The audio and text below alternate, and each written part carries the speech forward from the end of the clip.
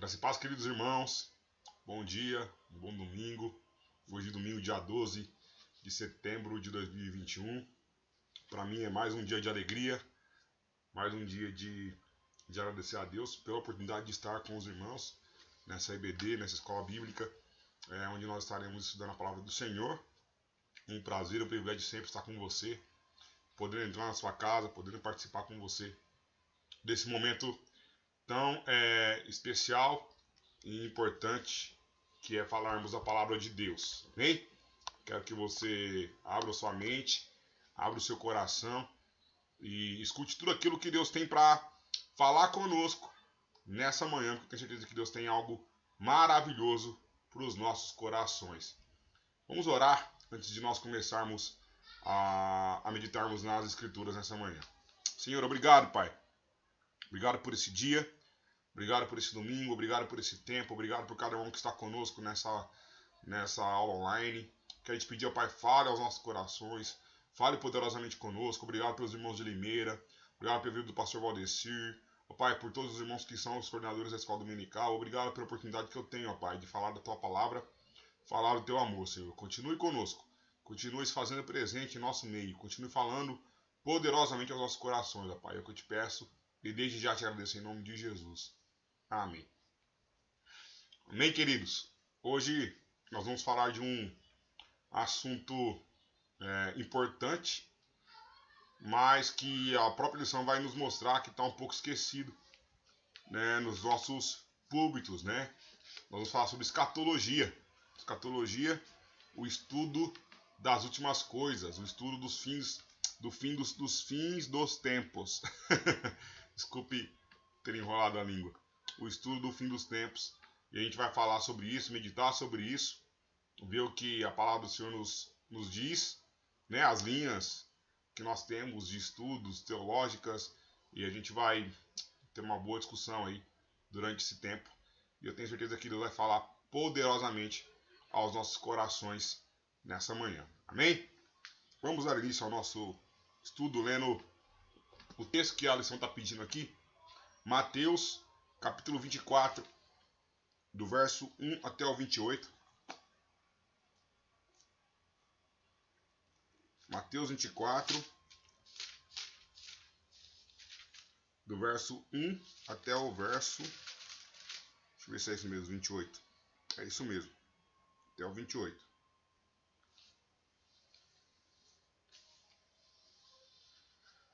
Vamos falar sobre o sermão profético de Jesus e ele falando sobre a grande tribulação.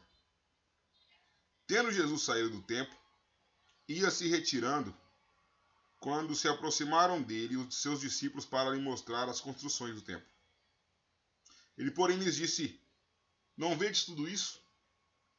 Em verdade vos digo que não ficará aqui pedra sobre pedra, que não seja derribada. No Monte das Oliveiras, achava-se Jesus assentado quando se aproximaram dele os discípulos, em particular, e lhe pediram: Dize-lhes quando sucederão todas essas coisas, e que sinal haverá da sua vinda e da consumação do século. E ele lhes respondeu: Vede que ninguém vos engane, porque virão muitos em meu nome dizendo: Eu sou o Cristo, e enganarão a muitos. E certamente ouvireis falar de guerras e rumores de guerras. Vede, não vos assusteis, porque é necessário assim acontecer, mas ainda não é o fim. Porquanto se levantará nação contra nação, reino contra reino, e haverá fomes e terremotos em vários lugares. Porém, tudo isso é o princípio das dores. Então, sereis atribulados, e vos matarão, sereis odiados de todas as nações por causa do meu nome. Nesse tempo, muitos hão de se escandalizar, trair e odiar uns aos outros. Levantar-se-ão muitos falsos profetas e enganarão a muitos. E por se multiplicar a iniquidade, o amor se esfriará de quase todos. Aquele, porém, que perseverar até o fim, será salvo.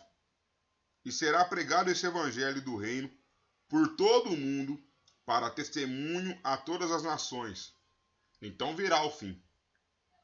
Quando, pois, virdes o abominável da desolação, de que falou o profeta Daniel no lugar santo, quem lê entenda, então os que estiverem na Judéia fujam para os montes.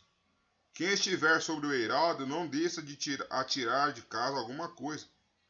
Quem estiver no campo, não volte para buscar a sua capa.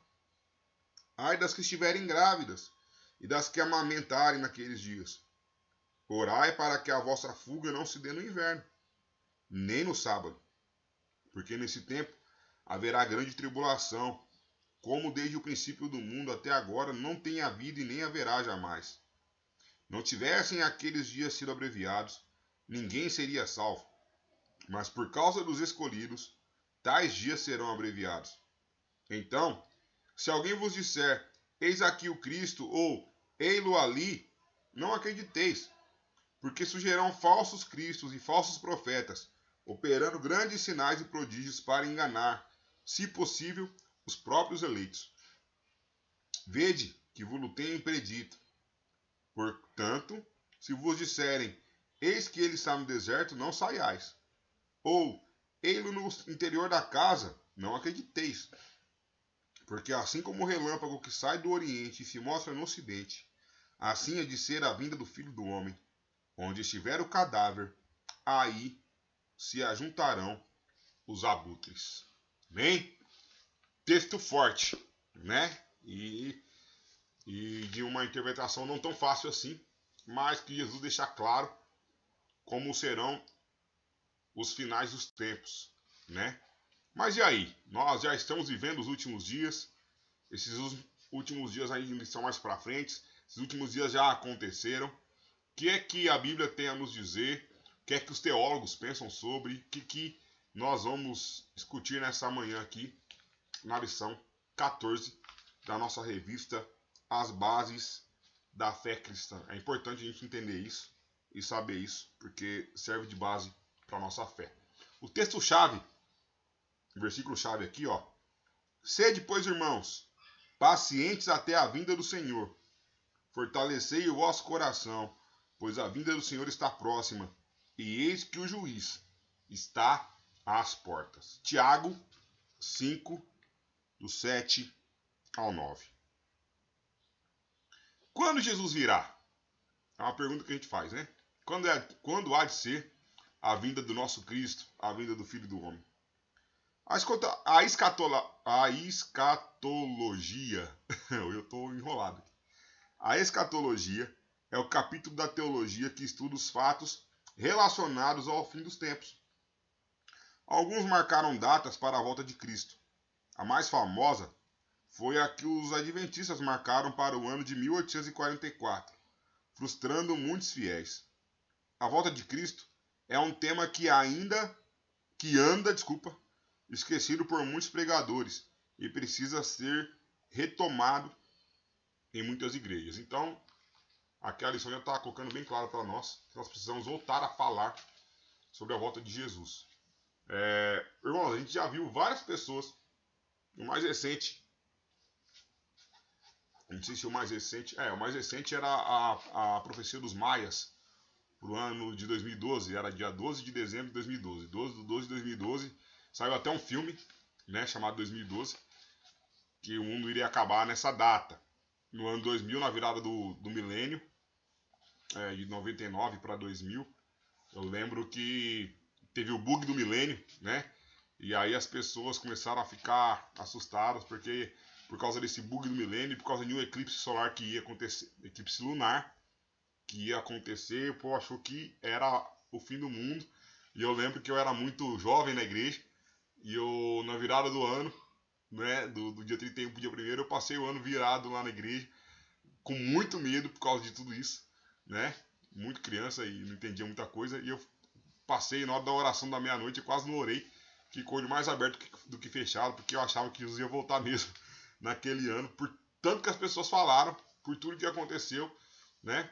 Mas a Bíblia fala que nós não sabemos o dia e nem a hora em que o Filho do Homem há de voltar. Por isso nós precisamos estarmos preparados, estarmos prontos, estarmos disponíveis, né? Como a gente vai ver lá na parábola das 10 virgens, né? As que tinham azeite e as que não tinham, as que estavam à espera do noivo e as que saíram para comprar, e aquelas que saíram para comprar, o noivo voltou, levou as que estavam preparadas, e as que não estavam ficaram. Então, diante de tudo isso que a gente vai estudar hoje aqui, eu só quero que você guarde uma coisa: esteja pronto para o dia e para a hora em que Jesus irá voltar para buscar você. Você não pertence a esse mundo, você não pertence a esse reino, você faz parte do reino de Deus, do reino dos céus. Esteja pronto. Amém? Tantos fatos trágicos ocorrendo no mundo todo têm feito surgir a seguinte questão: será que estamos nos últimos dias da humanidade? A segunda volta de Jesus está próxima? Os cristãos do primeiro século aguardavam com ansiedade o cumprimento da promessa feita pelo Senhor. Mas será que a igreja contemporânea tem se preocupado com isso? E aí? Essa é uma pergunta a ser respondida. Os irmãos do primeiro século, eles se preocupavam com a volta do Senhor, e não à toa nós vemos os irmãos do primeiro século escrevendo sobre isso na Bíblia. Mas e nós? Hoje, até que ponto nós esperamos a volta do Senhor?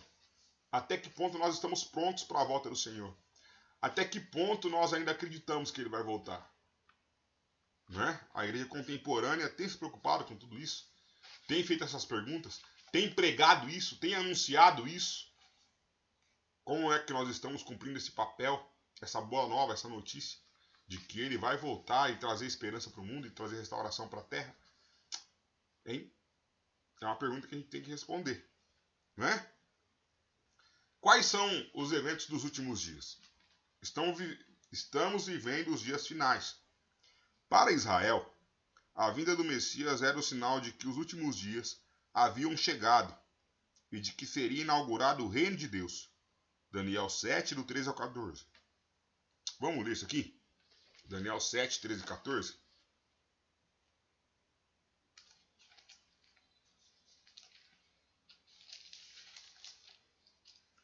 Diz assim a palavra do Senhor: eu estava olhando nas minhas visões da noite, e eis que vinha com as nuvens do céu como o filho do homem, e dirigiu-se ao ancião de dias,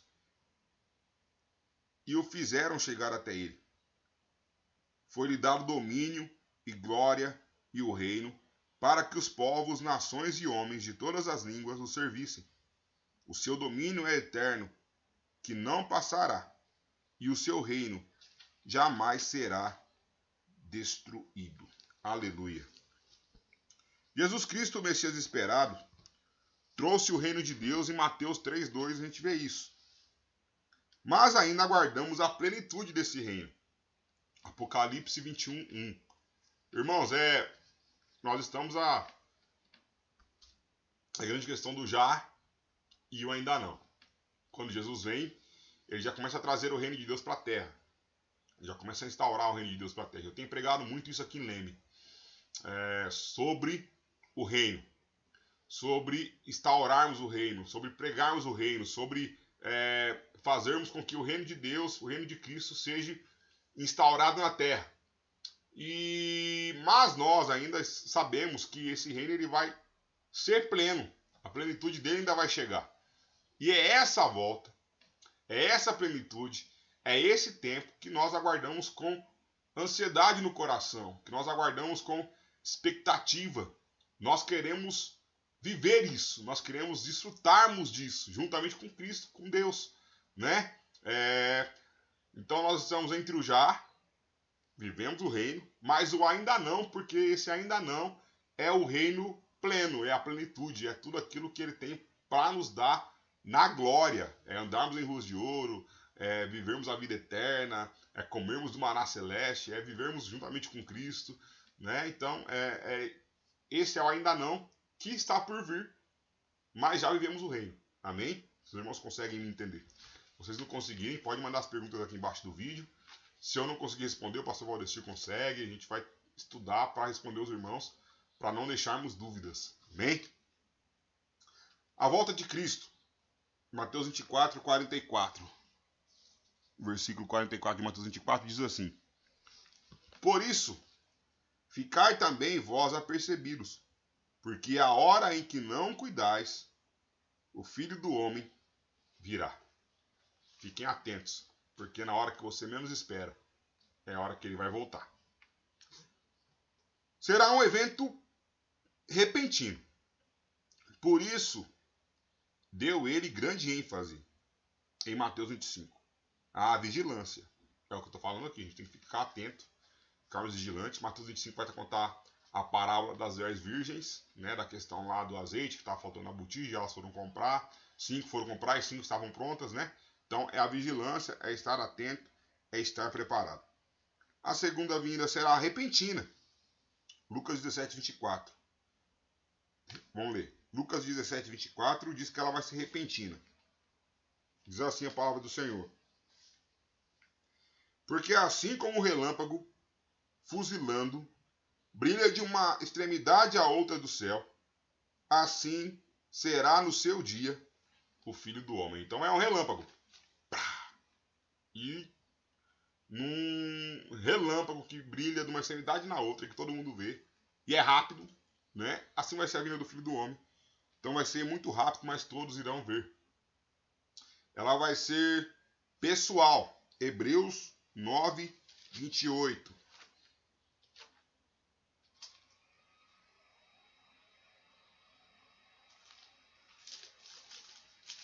Hebreus 9, 28 diz assim: assim também Cristo, tendo se oferecido uma vez para sempre para tirar os pecados de muitos, aparecerá a segunda vez, sem pecado, aos que o aguardam para a salvação. Então Jesus vai aparecer pessoalmente para você.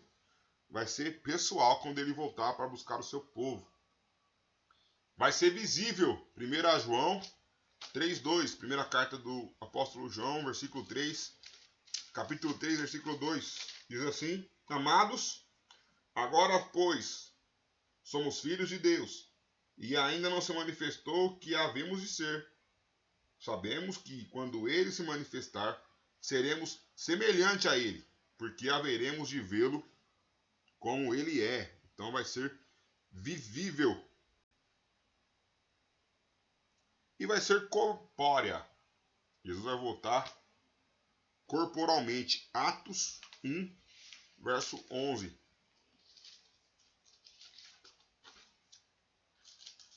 Diz assim a palavra do Senhor.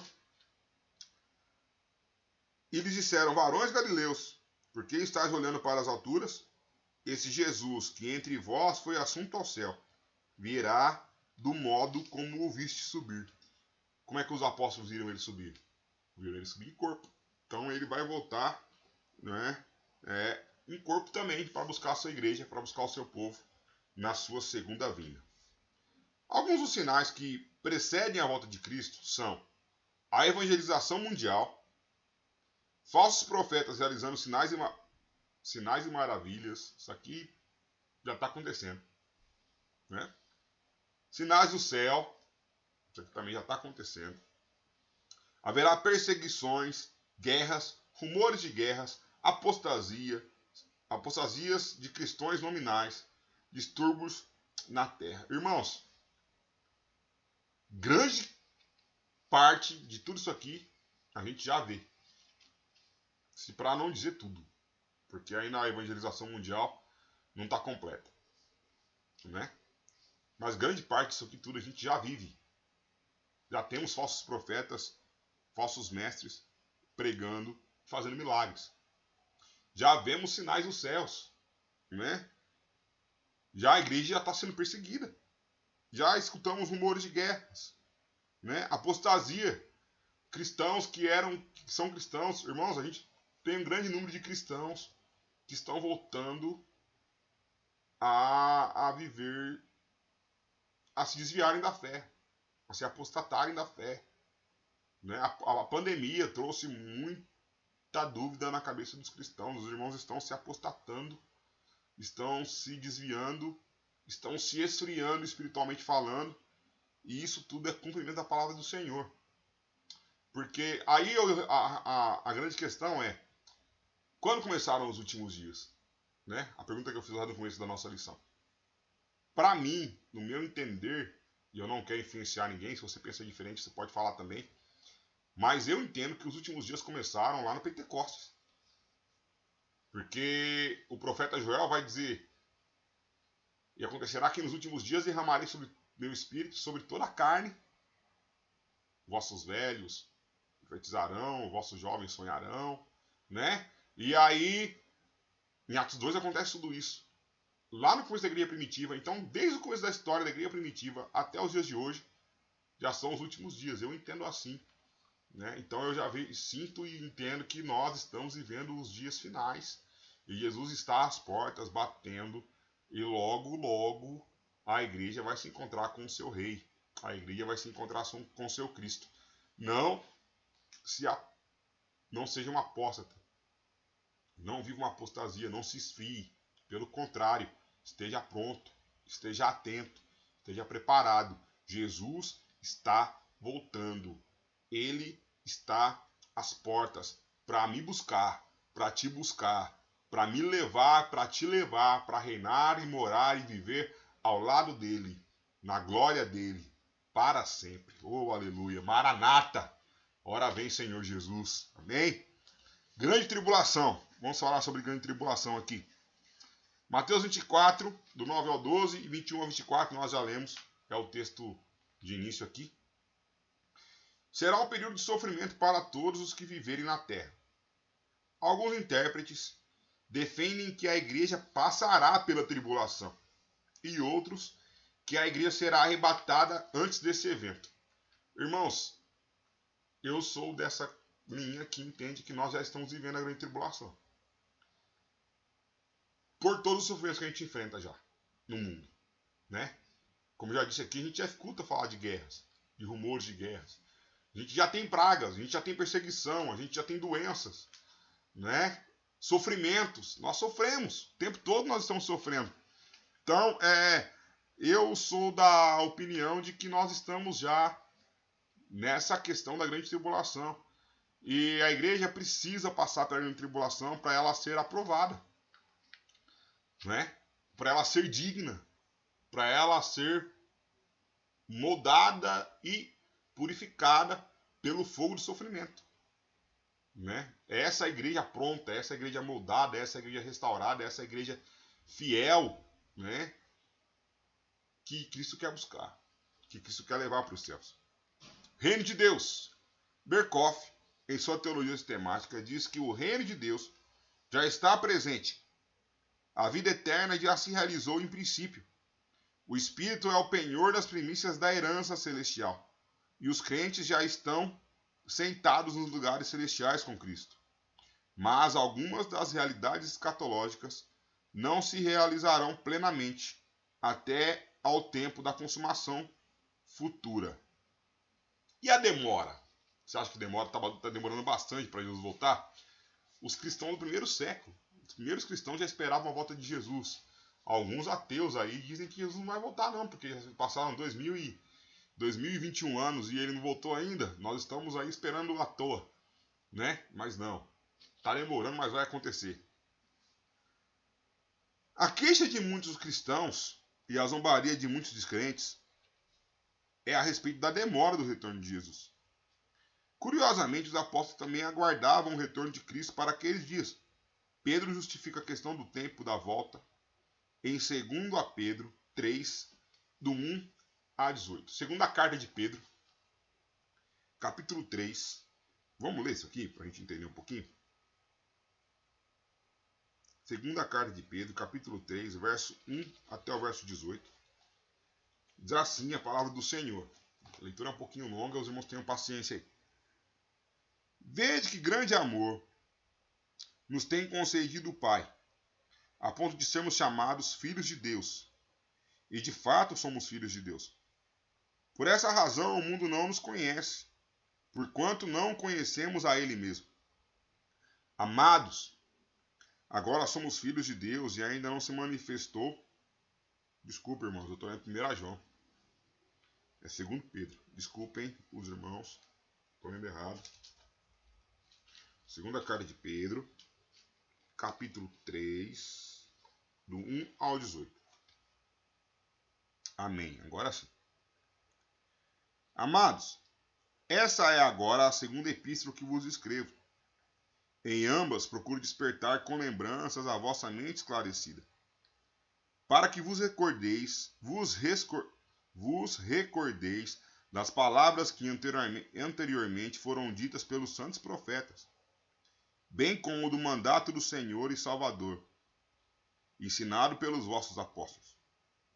Tendo em conta, antes de tudo, que nos últimos dias virão escarnecedores com seus escárnios, andando segundo as suas próprias paixões, e dizendo: onde está a promessa da sua vinda? Porque desde que os pais dormiram, todas as coisas permanecem como desde o princípio da criação. Porque deliberadamente esquecem que de longo tempo houve céus bem como terra, a qual surgiu da água e através da água pela palavra de Deus, pelo qual veio a perecer o mundo daquele tempo afogado em água. Ora, os céus que agora existem e a terra, pela mesma palavra, têm sido entesourados para o fogo, estando reservados para o dia do juízo e destruição dos homens ímpios. É o que eu estou falando, a gente está sendo moldado pelo fogo. Vamos lá. Há, todavia, uma coisa, amados, que não deveis esquecer, que para o Senhor um dia é como 1000 anos, e 1000 anos como um dia. Não retarda o Senhor a sua promessa, como alguns a julgam demorada. Pelo contrário, ele é longânimo para convosco, não querendo que nenhum se perca, senão que todos cheguem ao arrependimento. Então, essa demora, irmãos, é proposital, para que o evangelho seja pregado, para que o evangelho seja anunciado, para que nós anunciemos a todos, porque Deus quer a salvação de todos. Virá, entretanto, como um ladrão o dia do Senhor, no qual os céus passarão com estrepitoso estrondo, e os elementos se desfarão abrasados. Também a terra e as obras que nela existem serão atingidas, visto que todas as coisas hão de ser assim desfeitas. Deveis ser tais como os que vivem em santo procedimento e piedade, esperando e apressando a vinda do dia de Deus, por causa do qual os céus, incendiados, serão desfeitos, e os elementos abrasados se derreterão.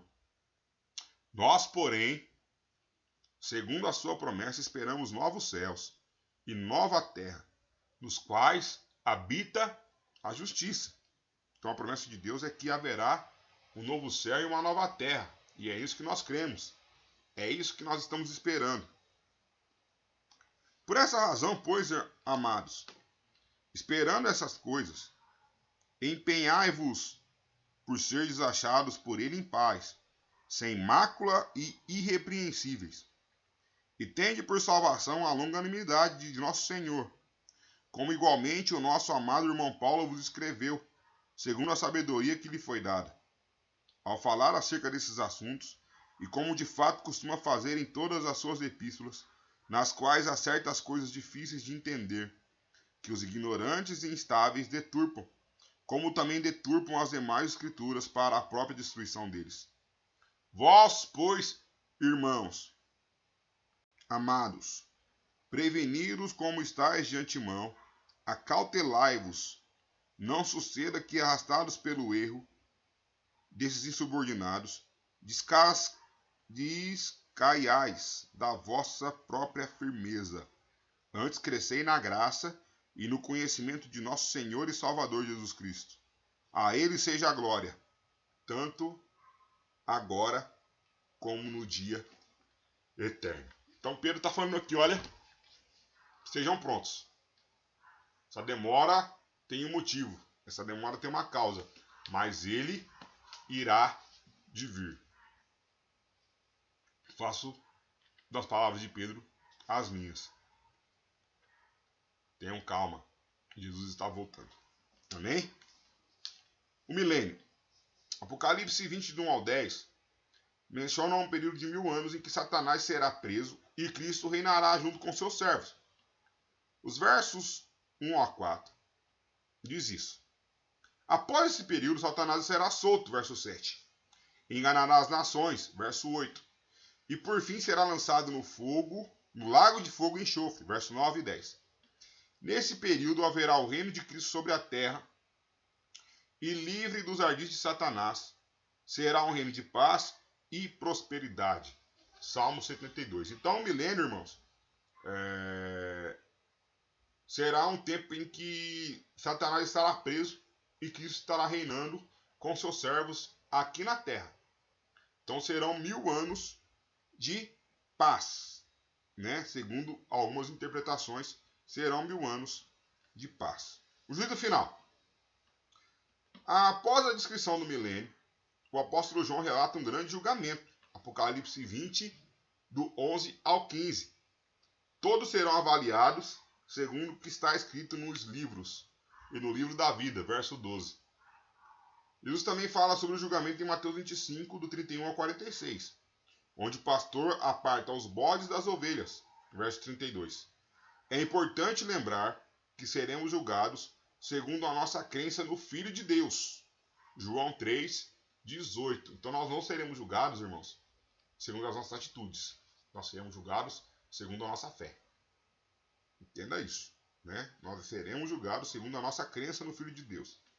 A corrente dispensacionalista crê em 3 julgamentos: o julgamento das nações, Mateus 25, 31 a 46, o julgamento das obras dos crentes, 2 Coríntios 5, 10, e o julgamento do grande trono branco, Apocalipse 20, do 11 ao 15.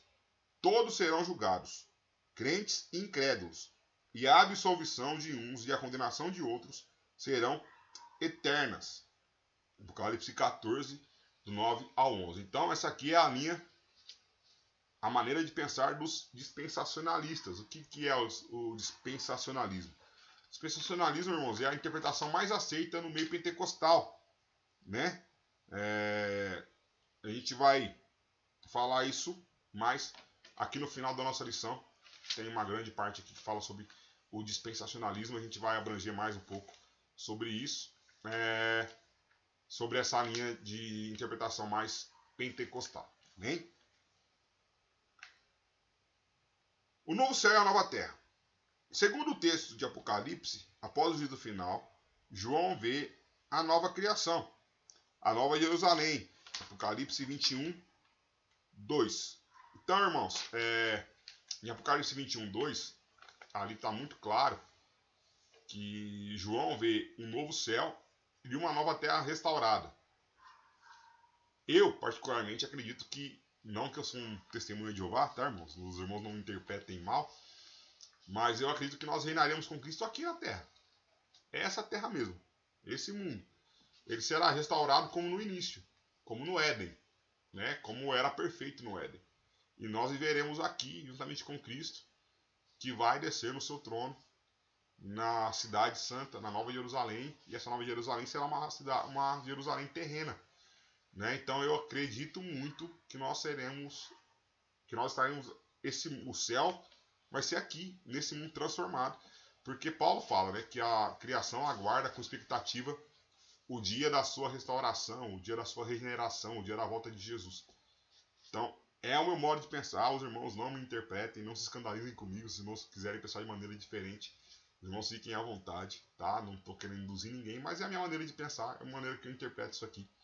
Então, se vocês tiverem dúvida, perguntem. O pastor Valdecir está aí para responder. Né, pastor Valdecir? E eu também posso ajudar também nessa questão. Mas nós estamos aí para tirarmos e esclarecermos as dúvidas dos irmãos.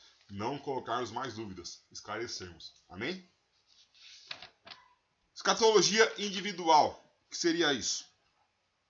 É um ramo da teologia que estuda o que acontece com o indivíduo entre a sua morte e a futura ressurreição.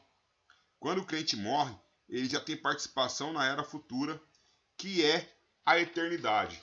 Então, irmãos, essa escatologia individual é o que nós cremos. Quando nós morremos aqui na terra, nós já estamos com Cristo, né? Até porque Jesus disse para o ladrão na cruz. Ele estava lá na cruz e o ladrão falou: Jesus, Senhor, lembra-te de mim quando você entrar no paraíso. E o que Jesus responde para ele? Em verdade te digo que hoje mesmo você estará comigo no paraíso. Então nós cremos que ao fecharmos nossos olhos nessa terra, nós já estaremos juntamente com o nosso Deus, com o nosso Cristo, vivendo a nossa vida eterna para a glória dele. Bem? Vamos lá.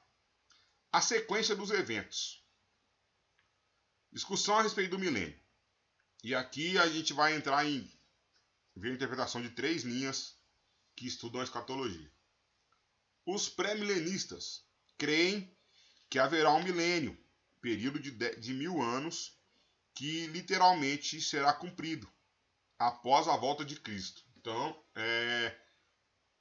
os pré-milenistas, eles acreditam no milênio literal. Aquilo que está escrito lá em Apocalipse vai ser literal. Os amilenistas creem que a palavra milênio é usada figuradamente e que a presente era da igreja já é o milênio. Então, os amilenistas acreditam que nós já estamos vivendo esse milênio, já estamos vivendo nesse tempo, né? Os pré-milenistas também não acreditam em um reino literal de 1000 anos. Para eles, a igreja, com a sua influência, conseguirá converter a sociedade e instalar um reino de paz e segurança, que será o milênio. Após esse milênio, Jesus vai voltar para buscar a sua igreja. Então, os pós-milenistas acreditam que a igreja, com a sua influência, eu não acredito nisso aqui, irmãos, porque a Bíblia fala que a igreja o amor da igreja, o amor de muitos vai se esfriar. Então, eu não creio que a igreja vai ter essa influência toda para conseguir trazer a paz, essa paz aqui de milênio, não uma paz de anticristo, mas essa paz aqui que a Bíblia promete de 1000 anos, com a sua influência. Não creio que a igreja vai conseguir fazer isso. Talvez eu esteja enganado, né? Mas é meu modo de ver. Né? Epifania. O que é epifania? A palavra grega epifania, aparecimento, revelação, é usada para referir-se à vinda de Cristo em sua glória, em textos como 2 Tessalonicenses 2,8, 1 Timóteo 6,14, 2 Timóteo 4,1, verso 8 e Tito 2,13. Isso aqui é quando Jesus vem e se revela para alguns. A gente tem testemunhos de irmãos do Oriente Médio que nunca ouviram falar de Jesus, que sonharam com um homem de vestido branco e com as mãos furadas, que diz que era Jesus, e eles se convertem ao cristianismo. Então isso aqui é uma epifania, é Jesus se revelando, se mostrando, vindo através da sua glória. Parousia. O que é parousia? O termo grego parousia, presença, também é usado no Novo Testamento para referir-se à vinda de Cristo. Destaca o fato da sua presença novamente entre nós. Então a parousia vai ser no dia em que Jesus voltar em corpo e reinará presencialmente conosco, no meio da sua igreja, estará com nós, nós o veremos, nós o tocaremos, nós andaremos com ele. Amém? Isso é parousia. Preparados para o fim? É importante que estudemos e nos dediquemos ao estudo das últimas coisas. Bem-aventurados aquele que lê e os que ouvem as palavras dessa profecia e guardam as coisas que nela estão escritas, porque o tempo está próximo. Apocalipse 1:3. A atitude principal, como destacou Jesus, é: vigiai, porque não sabeis o dia nem a hora em que o Filho do Homem há de vir. Bem, isso aqui era para ler no final, mas eu pulei, esqueci, e agora vamos lá para a grande tribulação. Cristo voltará antes ou depois da grande tribulação mencionada em Mateus 24:21. Os pré-tribulacionistas acreditam que Cristo irá arrebatar a igreja e livrar os crentes da grande tribulação. Apocalipse 3:1. Portanto, a sua vinda será em 2 fases. Os pós-tribulacionistas acreditam que Cristo voltará depois da tribulação. Mateus 24:29 ao 30. E arrebatará os crentes e instalará o seu reino. Bem, eu sou dessa segunda questão aqui, porque eu já creio que nós estamos vivendo a grande tribulação. Amém? Dispensacionalismo. Vamos lá. Isso que eu queria falar para os irmãos que a gente já vê aqui no final, porque é a linha mais aceita entre os pentecostais. Nós somos presbiterianos renovados, pentecostais. Então, é a linha em que nós, talvez com algumas discordâncias entre nós, que isso é normal haver, mas é a que mais é aceita, é a que mais é entendida, é a que os irmãos estão mais acostumados. Né? É a visão dispensacionalista. É a posição escatológica mais aceita nos meios pentecostais. Apresenta uma sequência de eventos para o fim dos tempos. Então aqui estão alguns eventos que o dispensacionalismo prega. Vamos lá. Resumidamente, logo após o aparecimento de uma nova ordem logo após o aparecimento e manifestação do anticristo, segundo a Tessalonicenses 2, 3 e 4, e a criação de uma nova ordem mundial, Apocalipse 13, Jesus leva a sua igreja no arrebatamento, 1 Tessalonicenses 4, 13 a 18. Então aqui, logo após o surgimento do anticristo, a igreja é arrebatada. É o que os dispensacionalistas pregam, acreditam. Eles não acreditam que a igreja vai passar pela grande tribulação, viu? Com o anticristo. Mas eles acreditam que logo após a revelação, Jesus vai buscar a sua igreja. Enquanto o anticristo firmará um acordo de paz com Israel de 7 anos, o templo será reconstruído e as pessoas receberão a marca da besta. Apocalipse 13, do 16 ao 18. Os que não receberem serão martirizados. Apocalipse 6, 9. Haverá 3 anos e meio de paz. Após esse período, o anticristo quebrará o acordo com Israel. Daniel 7, do 24 ao 25. Profanará o templo. Daniel 11, 31. Os judeus se converterão. Romanos 11, 25 ao 26. Haverá uma guerra final, a batalha do Armagedon, Apocalipse 16, 12 ao 16. Então Jesus irá com os seus santos, com a igreja arrebatada, derrotando o anticristo e instalando o seu reino milenar, com sede em Jerusalém. A partir daí, segue a mesma sequência dos pré-milenistas, o juízo final e a nova Jerusalém. Então, isso aqui é a sequência de fatos que o dispensacionalismo acredita e prega. Irmãos, eu sou da seguinte opinião. Independentemente de linha teológica, de pensamentos divergentes, do que eu penso, ou que os irmãos pensam, do que eu falo, o que os irmãos acham,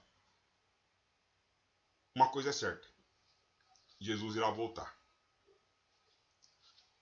Outras duas coisas são certas. O céu e o inferno existem. Outra coisa é certa. Somente os arrependidos, contritos e que creem realmente que Jesus é o Cristo, o Filho de Deus, herdarão a vida eterna. Então, esteja pronto. Esteja atento. Se arrependa dos seus pecados. Entregue a sua vida a Jesus. Ele está voltando e quer buscar você. E quer levar você para morar com Ele. Para reinar com Ele. Amém? Senhor, obrigado por essa manhã. Obrigado por esse tempo. Obrigado por esse estudo. Obrigado, Pai, pela oportunidade de estar com os meus irmãos. Com os irmãos da igreja de Limeira. Eu quero te pedir, ó Pai, esteja esclarecendo as nossas dúvidas. Esteja falando aos nossos corações. Esteja nos guiando, nos conduzindo, ó Pai, para vivermos tudo aquilo que o Senhor tem para nós vivermos. Segundo a tua vontade, segundo o teu querer. Maranata, Senhor. Ora vem. Vem buscar o teu povo. Vem buscar a tua igreja. Vem nos levar para a tua glória, Senhor. É o que nós pedimos em nome de Jesus. Amém. Deus abençoe a sua vida. Tenha um domingo abençoado com a sua família. Em nome de Jesus. Fique com Deus.